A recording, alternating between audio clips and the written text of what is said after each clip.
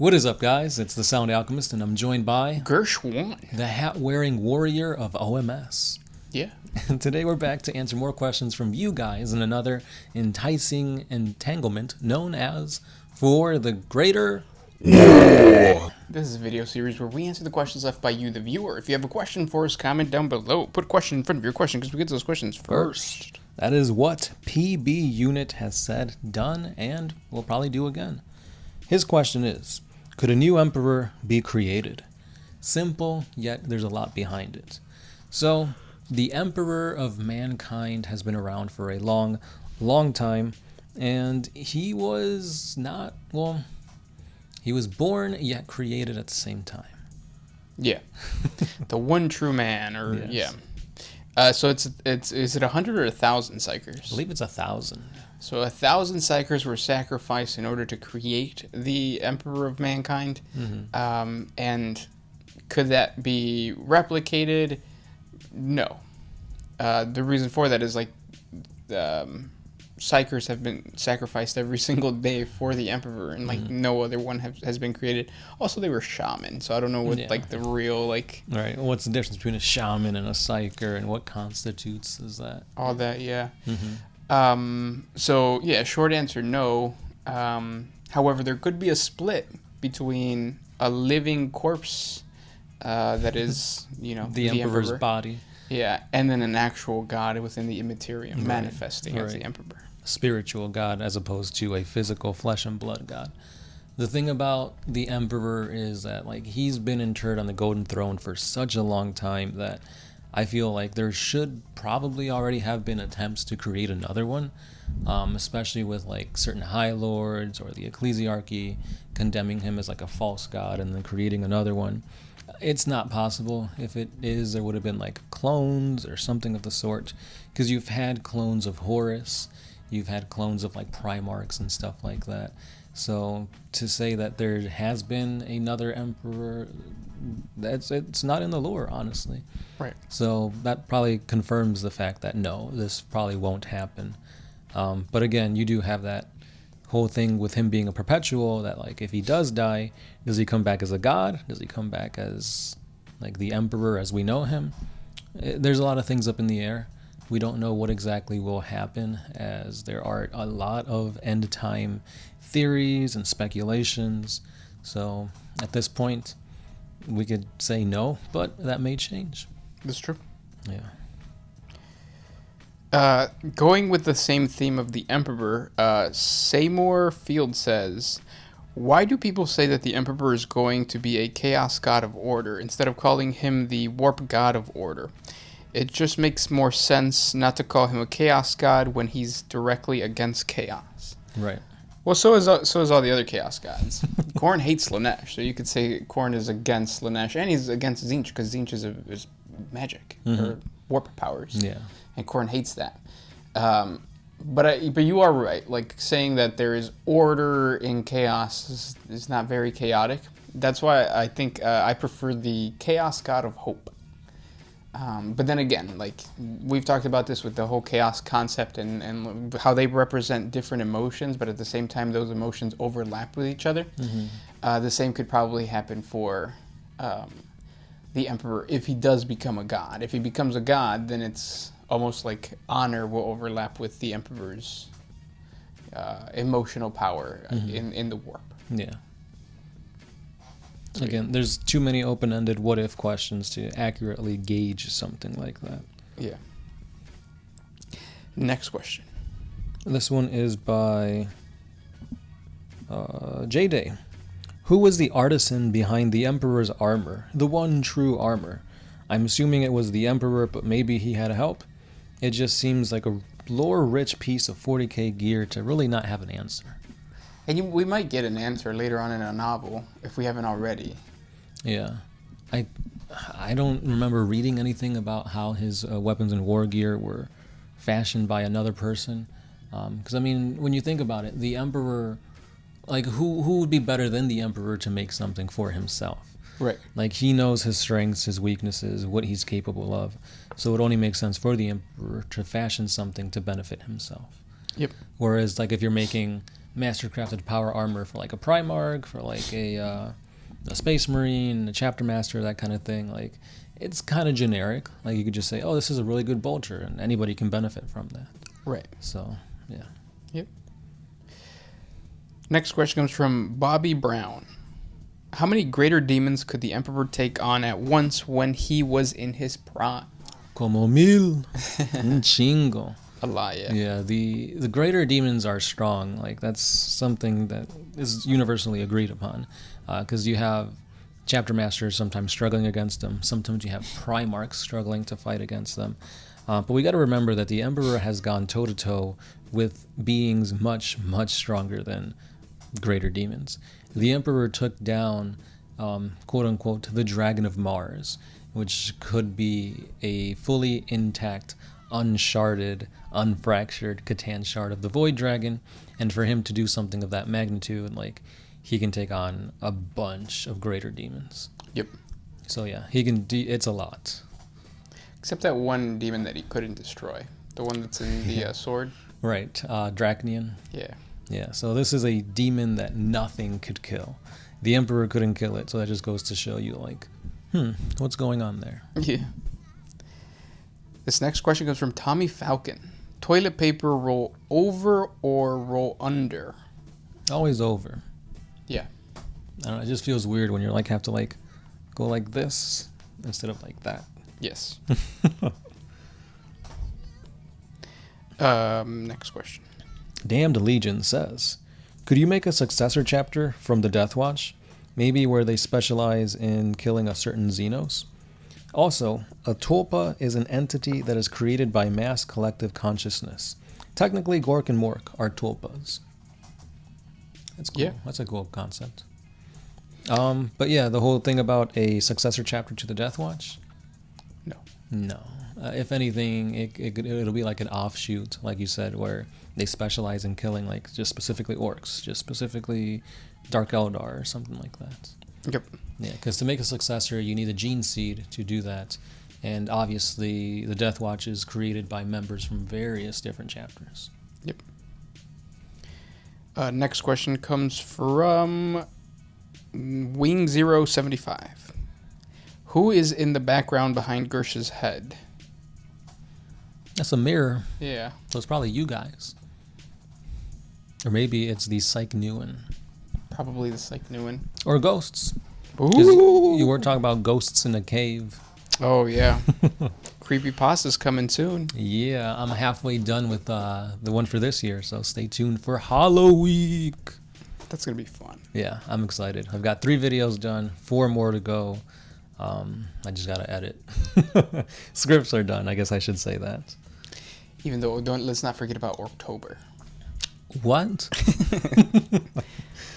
You guys do have the Codex. No, the Codex is already out, right? I think you have to still buy the thing. I don't think you just buy it off the, I don't know though.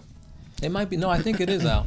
Because the Orc Codex was in that box set. Oh, yeah. And then it came out by itself. Yep. And then we have the Black Templars and then the 2 mystery ones. Yep.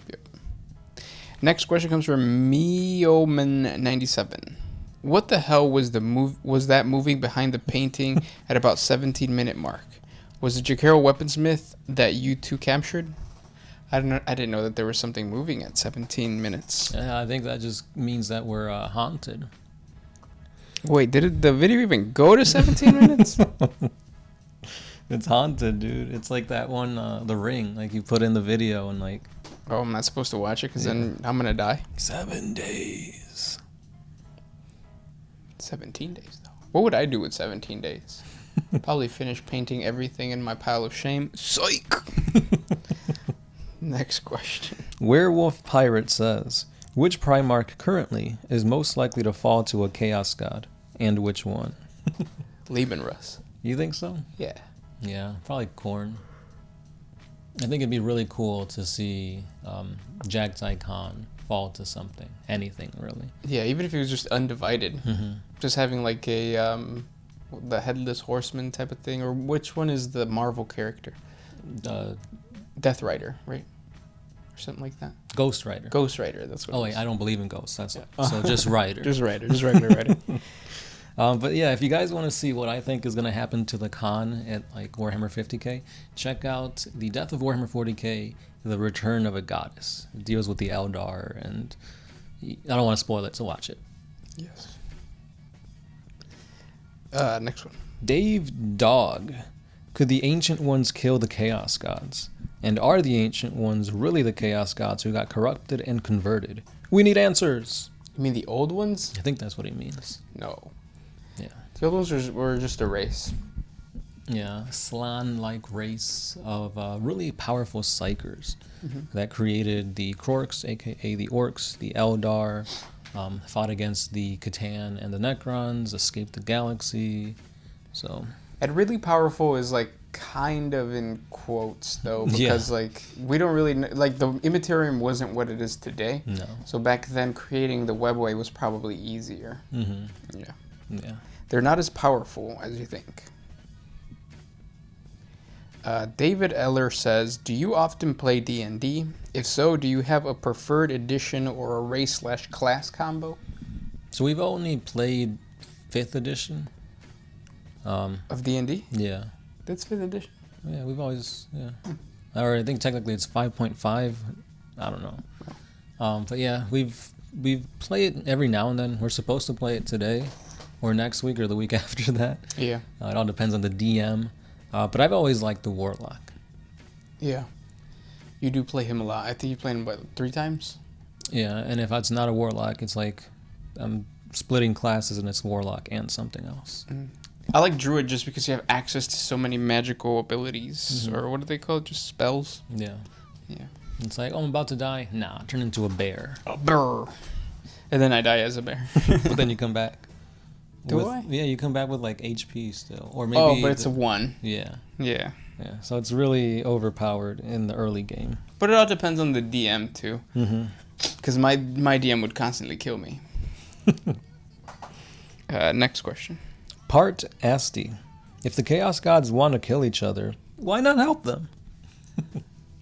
It seems simple, but there's always betrayal. And it's like, let's say Khorne wants to kill Slaanesh, which he does. Right. So we're saying, why doesn't the Imperium go into the warp and say, hey, truce, Khorne, we're going to kill Slaanesh alongside with you?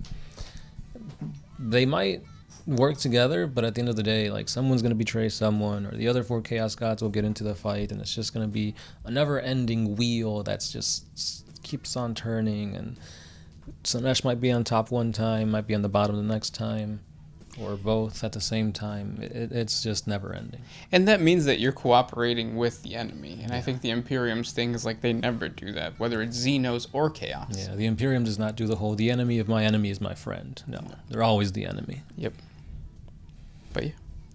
The big one asks, what's the best way to dispose of a body if you somehow accidentally, or if someone accidentally falls on your knife like 7 times?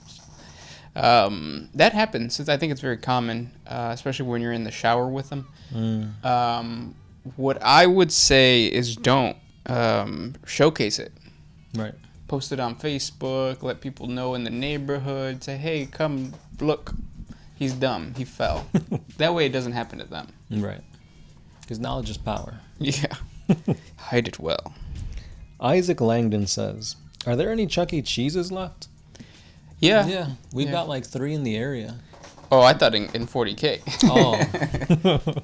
Oh. Yeah, they've got like 3 in their area. Yeah, yeah. What's interesting about Chuck E. Cheese now is like the whole thing with ghost kitchens. Mm-hmm. I don't believe in that. Called. Oh, yeah. Oh, we were talking about that last time, weren't we? Ghost kitchens, yep. Yeah, revolutionizing the food industry. Mm-hmm. It's gonna be crazy.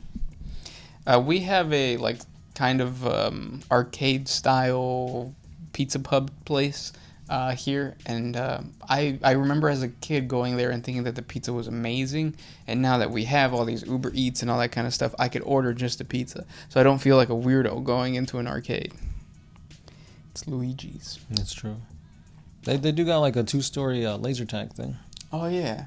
How come we didn't get pizza that day that we went? That's a good question. Yeah, I don't know. Damn. Maybe we were too sweaty for pizza. We were really sweaty. Next question. Carrie Tyrell. What would the galaxy look like if the Emperor never existed?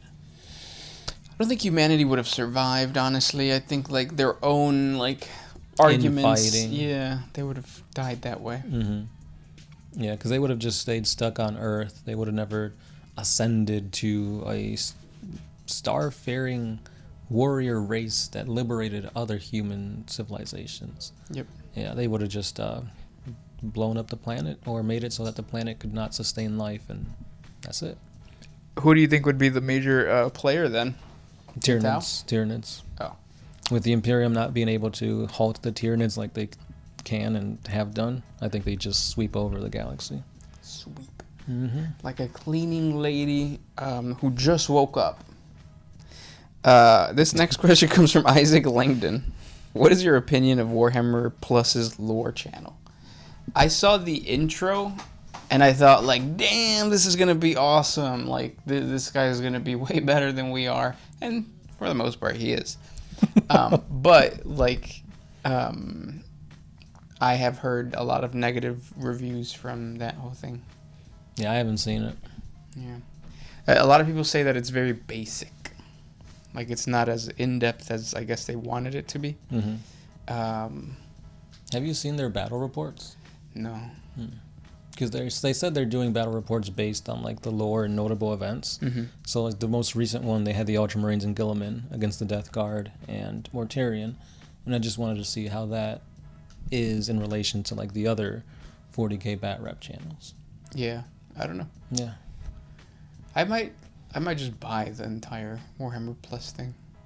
Get a model. Yeah. I feel like it's too early, and, like, so here's the thing.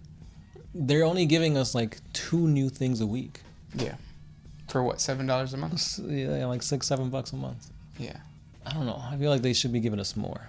Yeah. At 'Cause least it's a like- blowjob. Right? Go to the GW store.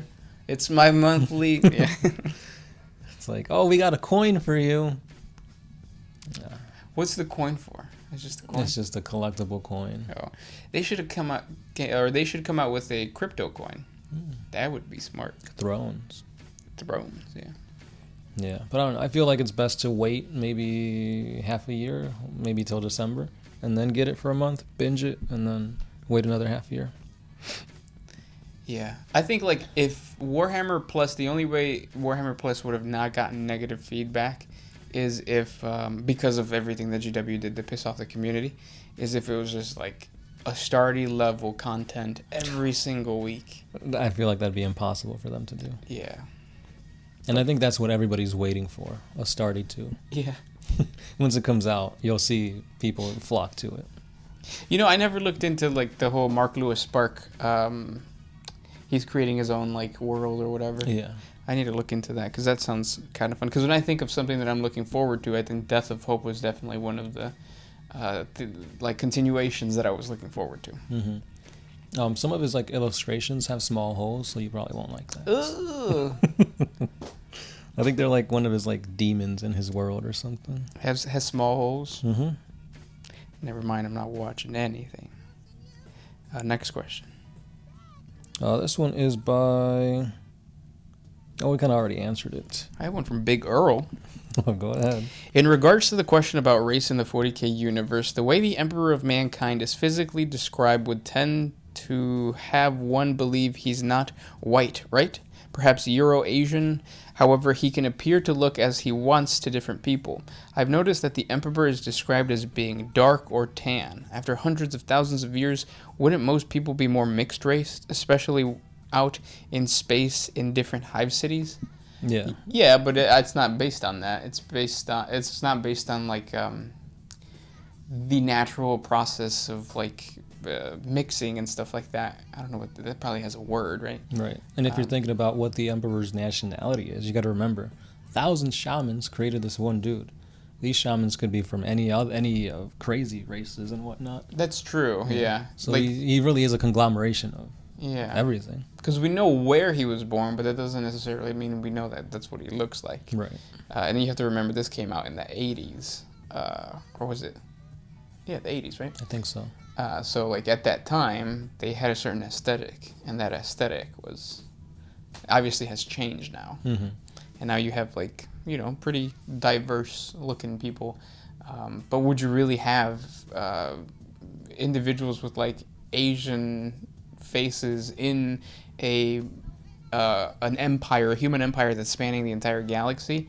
Maybe, but not really. They'd be completely different. Right, because it'd be like you were saying, it'd be a mixture of like thousands of years of reproduction, and you could travel from one planet to another planet, mingle with those people, have radiation poisoning affect the gene pool of a certain race and whatnot. So yeah, tons of factors. This is sci-fi, so yeah. I watched a documentary, I think on Discovery, that was saying that like future generations, if they do decide to do space travel and stuff like that, in order to cope with the changes, you would have individuals who kind of look like the Voidborn.